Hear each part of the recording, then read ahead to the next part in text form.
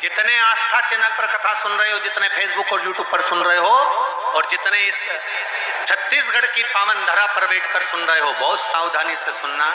एक प्रश्न हमारे भीतर खड़ा होता है, जब हम सूर्य नारायण भगवान को अर्घ देते हैं, जल चढ़ाते हैं, तो वो जल पृथ्वी पर जब गिरता है तो उसके छींटे हमारे शरीर पर लगते हैं, क्या वो ठीक है?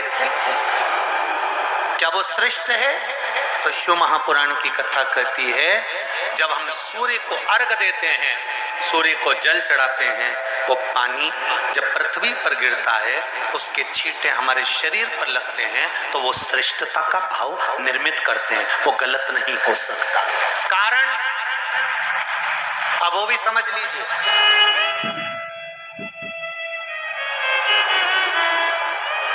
अब सूर्य नारायण भगवान को आप जल चढ़ा रहे हो, तो छींटे नहीं लगे, उसके लिए क्या स्टूल पे चढ़ के चढ़ाओगे कि कुर्सी पे चढ़ के चढ़ाओगे? अरे बोलो तो सही। अब कई लोगों के दिमाग में यह बात भरा गई कि हम भगवान को जल चढ़ाते हैं, वो हमारे शरीर में छींटे लगते हैं, जमीन पे से पानी गिरता है, वो हमारे शरीर को छींटे लगते हैं, भगवान को अच्छा नहीं लगता होगा। कौन ने कहा? पहले तो उसको पकड़ के लाओ।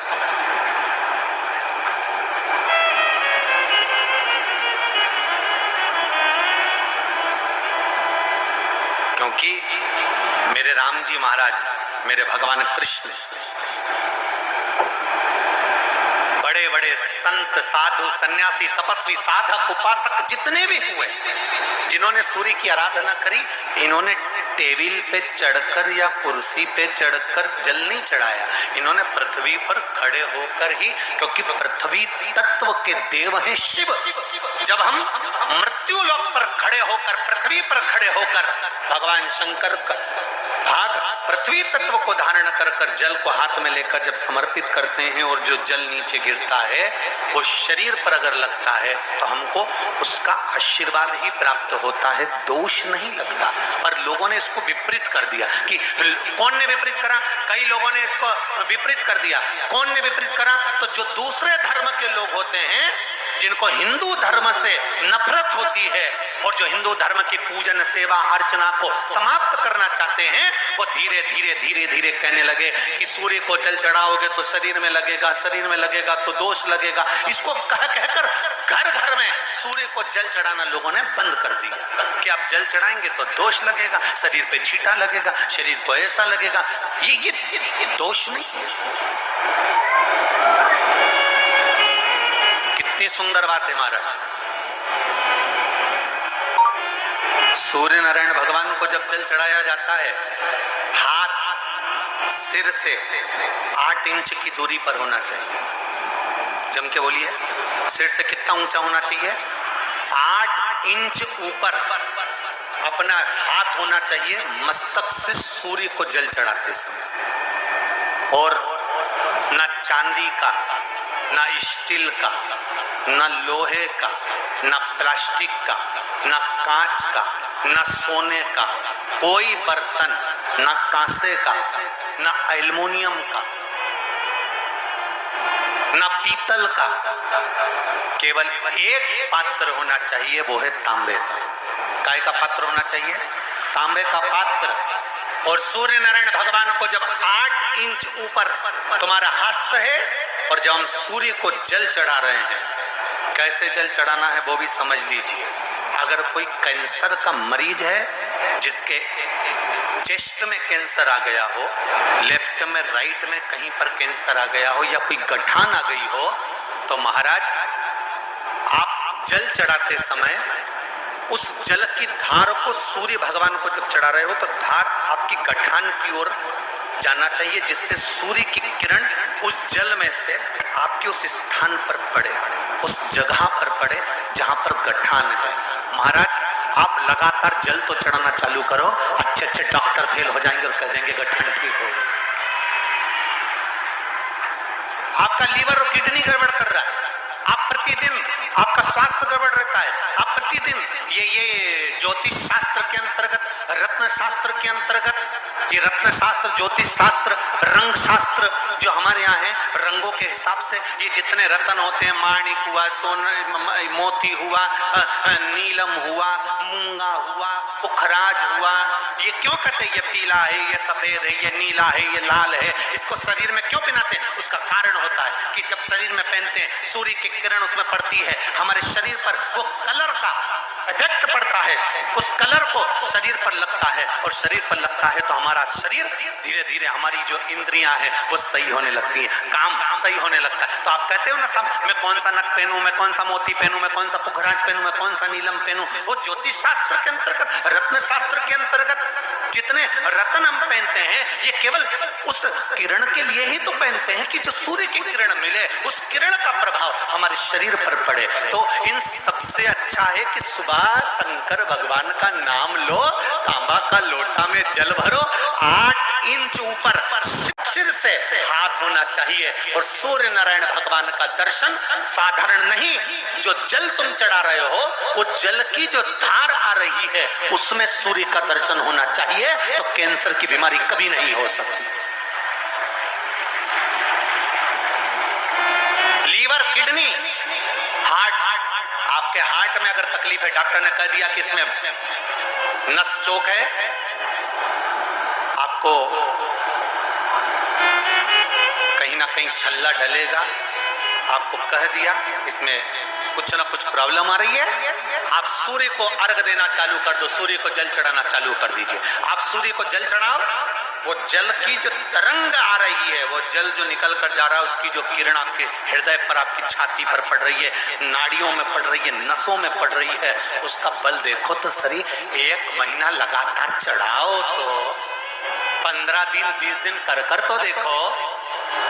क्यों राम जी महाराज जल चढ़ाते थे, क्यों भगवान कृष्ण जल चढ़ाते थे सूर्य को, क्यों दशरथ जी महाराज जल चढ़ाते थे, क्यों कश्यप ऋषि जल चढ़ाते थे सूर्य को, सारे 33 कोटि देवता, सारे ऋषिवर, साधु संत सन्यासी तपस्वी साधक उपासक सब भगवान सूर्य को अर्घ दिया करते थे। क्यों देते थे,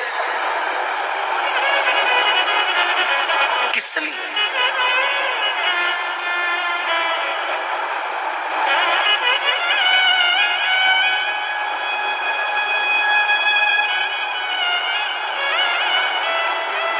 सूर्य नारायण भगवान को जल चढ़ाते समय आपके पंजों की एड़ी ऊंची नहीं होना चाहिए, ध्यान दीजिएगा।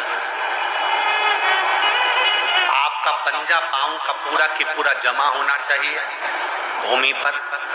हाथ कितने इंच ऊपर? 8 इंच ऊपर होना चाहिए। जल जो गिरे सूर्य की रोशनी में करना चाहिए।